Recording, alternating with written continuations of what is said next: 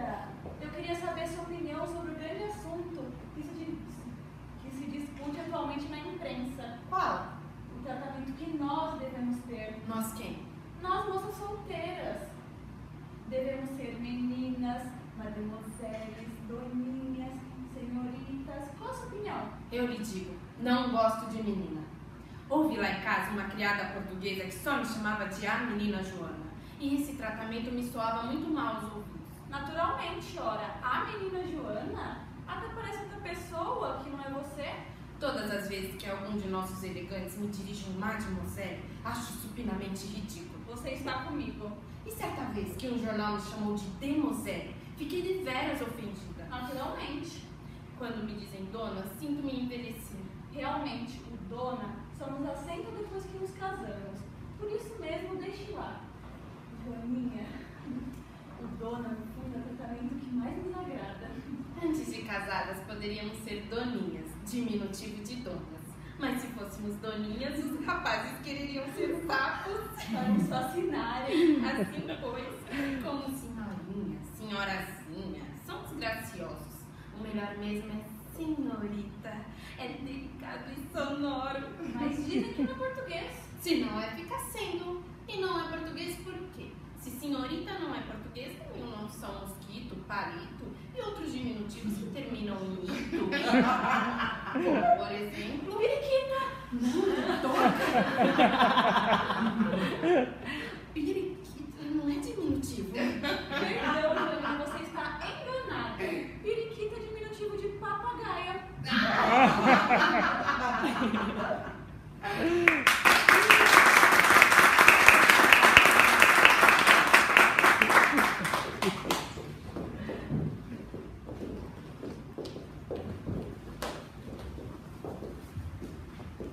Essa cena chama Senhorita, está no livro Teatro a Vapor.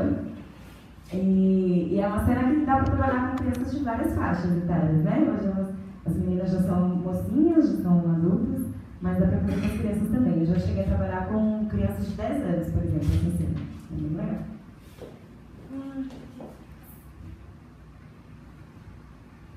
Bom, e aí a gente vai entrar um pouco na obra do Paulo Freire, porque não dá para falar de educação sem falar do Paulo Freire.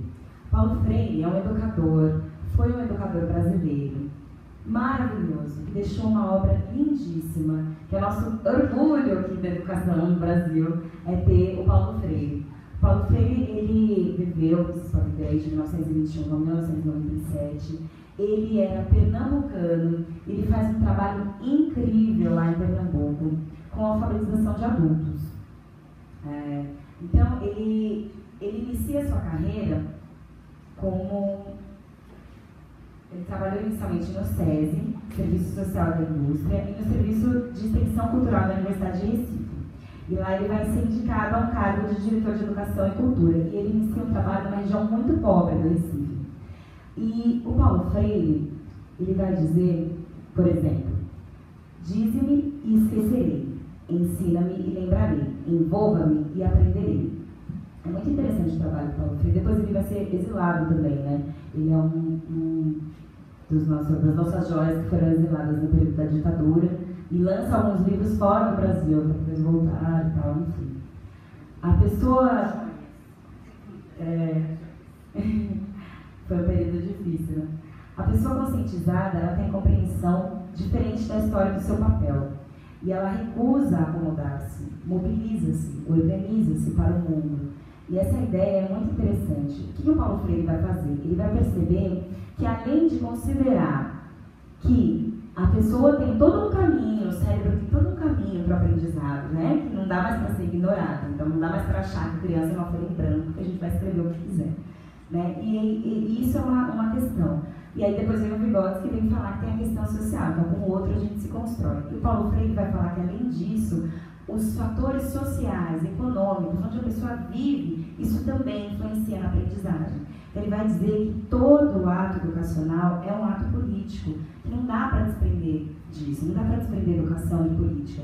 Não dá para pensar em educação sem reconhecer onde é que essa pessoa está inserida, qual é o contexto dela, né? E aí, o que ele vai fazer? Ele faz um trabalho fantástico, ele desenvolve um método educacional onde ele vai alfabetizar 300 pessoas, 300 adultos que eram portadores de cana, lá numa zona rural do Recife. Ele vai alfabetizar essas 300 pessoas em 45 dias. E isso é fantástico, né? Porque a gente fala assim, a gente brinca na escola e fala que às vezes você fica anos tentando alfabetizar uma pessoa. Eu falo para ele, faz isso em 45 dias, né? Fez isso. A gente brinca na escola. Por quê? Porque ele vai reconhecer que aquele cidadão adulto, ele já tem uma série de conhecimentos, né? Ele não é uma pessoa que, não dá para começar, vamos começar pela cartilha, pelos moldes tradicionais. Não, ele vai dizer, olha, a gente vai aprender a escrever tijolo, a gente vai aprender a escrever cana. Então ele pega e começa a trabalhar com listas de palavras que fazem parte do contexto dessas pessoas. E é incrível como isso funciona. Quando a gente olha para o aluno e percebe onde é que ele está inserido, onde é que ele vive, né? O que é que ele fala, o que é que ele come, né? Quais são as necessidades sociais dele. Isso é muito importante, né? Não dá para ignorar. Não dá para a gente achar que dá para chegar na sala e trabalhar de qualquer forma. E aí, isso tem tudo a ver com o teatro, porque o teatro, ele vai propor esse jogo coletivo e colaborativo, ele vai propor que a gente olhe para o outro, né? Que a criança olhe, que um olhe para o outro e veja, e olhe para o entorno da escola também, né? Olhe para a comunidade, onde é que a escola está, né? Que local é esse? Como estão essas pessoas? Como é que anda a política desse local? Isso é muito bacana. E isso vem de encontro totalmente ao Arthur Azevedo, porque o Arthur Azevedo ele vai fazer uma obra toda com comédia de situação, comédia de costume, com comédia cotidiana, né? Então ele vai colocar a casa da pessoa, questões éticas, questões de hipocrisia, ele vai criticar a sociedade. E ele faz isso no período dele de uma maneira muito atual. Ele, por exemplo, no Teatro a Vapor, ele vai escrever as situações cotidianas. Está acontecendo, naquele dia aconteceu um crime, e aí ao invés de escrever uma matéria sobre isso, ele escreve uma cena. Mas essas cenas, elas são absolutamente humanas, elas vão tratar de questões que ainda são pertinentes ao ser humano até hoje, né? Então, por isso o Paulo Freire, ele vem dialogar com toda essa questão social, com toda essa questão crítica, que o teatro é crítico, o teatro transforma também, porque faz a gente fazer uma reflexão, né? Faz a gente pensar onde a gente está, né? E propor essas discussões com as crianças também, né? Essa descoberta, por exemplo, essa cena, né? Absolutamente, essa cena que nós vemos, então essas duas meninas imaginando qual que é o melhor tratamento para chamar e tal, né? E aí você já começa a trabalhar uma série de questões, por exemplo, na língua portuguesa, que você pode utilizar nessa cena, né? E você pode trabalhar também a questão do que está acontecendo com a criança. Eles estão se paquerando, eles estão na adolescência, né? Tudo isso é muito real, é muito próximo, né? E a próxima... Isso. E aí... Não, vou falar isso primeiro. Ele enfatiza também alguns aspectos primordiais, porém nem sempre adotados por uma sociedade atual, né? Então ele vai falar... Paulo Freire vai falar de simplicidade, humanismo, ética, esperança, e ele tem uma visão que ele critica o capitalismo, né? Ele vai dizer que é uma sociedade de um consumismo exacerbado, uma alienação coletiva, critica os meios de comunicação de massa, e nota-se também um saber de extrema importância dentro da pedagogia, que é o saber ético, né? Ou seja, nunca impedir que o outro repita. E essa capacidade de reflexão a gente encontra numa vivência teatral, né? Quando a gente propõe para a criança, ao invés de ler um conto, ser a fada, ser a bruxa, e trocar o papel, né? Então, ser a mãe, ser a filha, né? Fazer qualquer papel dentro da história, né? A gente tem as fábulas, a gente usa muitas fábulas na escola, né? Para você experimentar isso. Como é que é fazer o papel da lebre? Como é que é fazer o papel do coelho, né?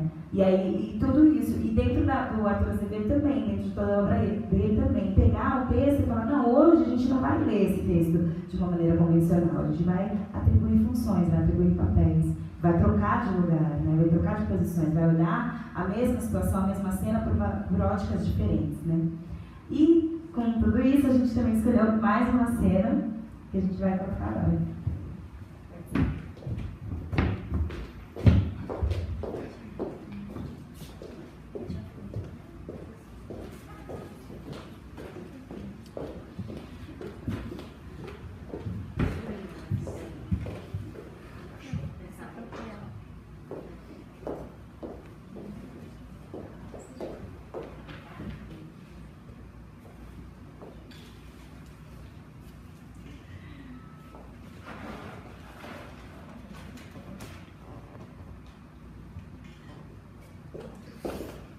Bem, seu papai.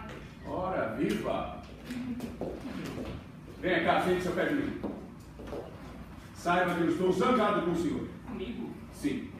O diretor da sua escola me disse bonitas coisas a seu respeito. Mas essa semana o senhor tive notas boas? Não é dos seus estudos que se trata, Juquinha. É do seu comportamento. Eu não fiz nada. Não fez nada. O diretor me disse que o senhor não abre a boca que não seja para dizer mentiras. Mas, papai... Juquinha, mentira é feio. O homem que mente é o homem mais desprezível da criação. Retire-se. Olha, vem cá.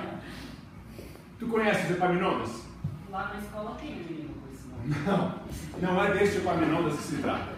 Não estudastes a história da Grécia, mas quando estudares, saberás que Epaminondas foi um general tebano que venceu os lacedemônios e ficou célebre pelas suas conquistas, mas não só por elas, mas também porque não mentia, nem brincando. Então, nem brincando a gente deve mentir? Isso mesmo, Juquinha, nem brincando. O homem que mente, ele está se desprezando. A mentira é desprezível e inútil. Todo mentiroso é sempre pé. Está escrito na sabedoria das nações. É mais rápido um mentiroso pé a andar do que um coxo a correr.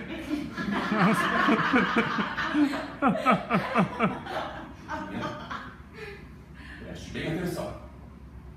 Um homem honrado não mente jamais, mesmo naquelas situações mais insignificantes. Quem será? Papai, deve ser algum importuno. Quer que eu babei quem é? Vá, e se perguntar por mim, diga que não estou.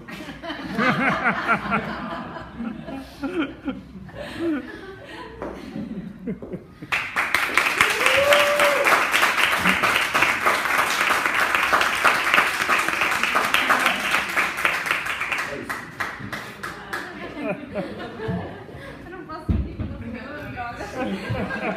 Fica assim.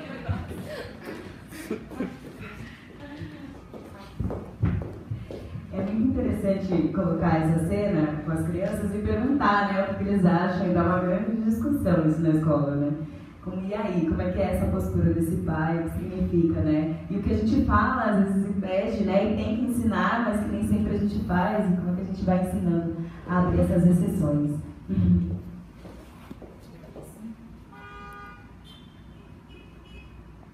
E é isso, gente. Então, meu pedacinho vai até aqui. Muito obrigada pela presença de vocês. Agora eu vou chamar o Daniel Gonzalez. Daniel é historiador, é ator também aqui do Grupo Gato. E ele vai dar continuidade à palestra de hoje. Obrigada por isso.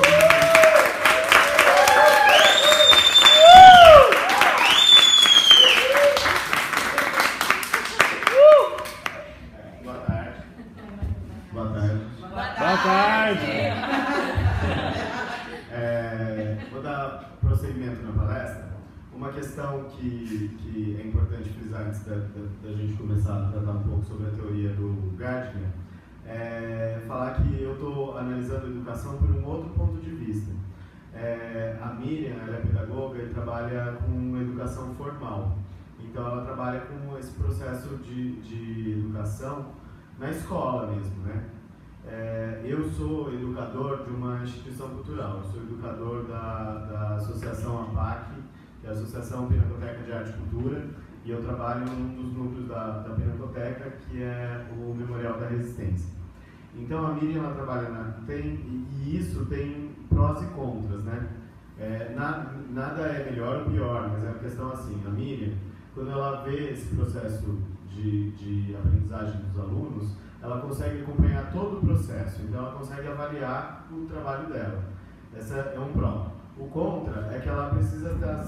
Contra não, né? Mas o desafio é que ela tem que estar sempre renovando isso. O meu trabalho, ele é muito efêmero. Então, eu não consigo acompanhar o processo de aprendizagem do aluno porque eu tenho um contato com um grupo durante 1 hora, na verdade. Então, eu tenho 1 hora para apresentar um espaço para um aluno, para uma criança. E esse é o meu revés. A minha parte a favor é que eu tenho o espaço de visitação inteiro como uma ferramenta, né? Então, a experiência ela já se dá por si só a partir do momento que uma pessoa pisa numa instituição cultural. Esse processo já está acontecendo, né? E eu sou essa ponte que ela colocou lá do Vygotsky. Então, eu sou um facilitador, na verdade. Dentro disso, eu vou apresentar que é a teoria das inteligências múltiplas, que é uma teoria, na verdade, dos anos 80, de um pesquisador chamado Howard Gardner.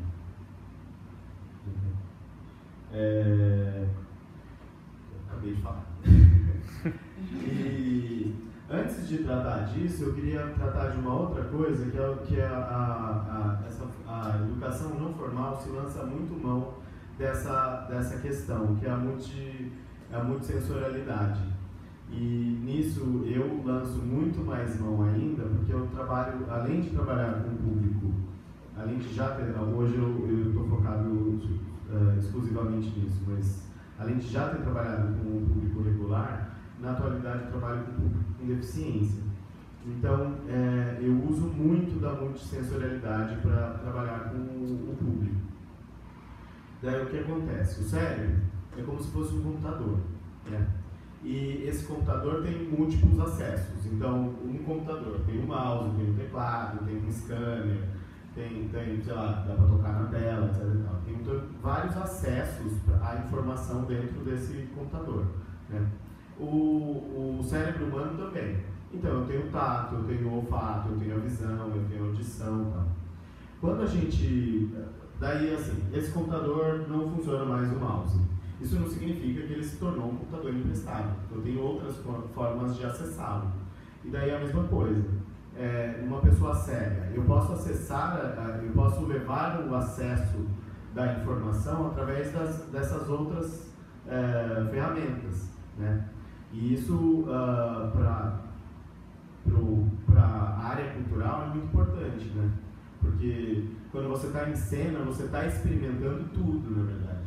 Então, você pode estar lá parado, você está sentindo aquela roupa sua, como que ela veste em você. Isso já é um aprendizado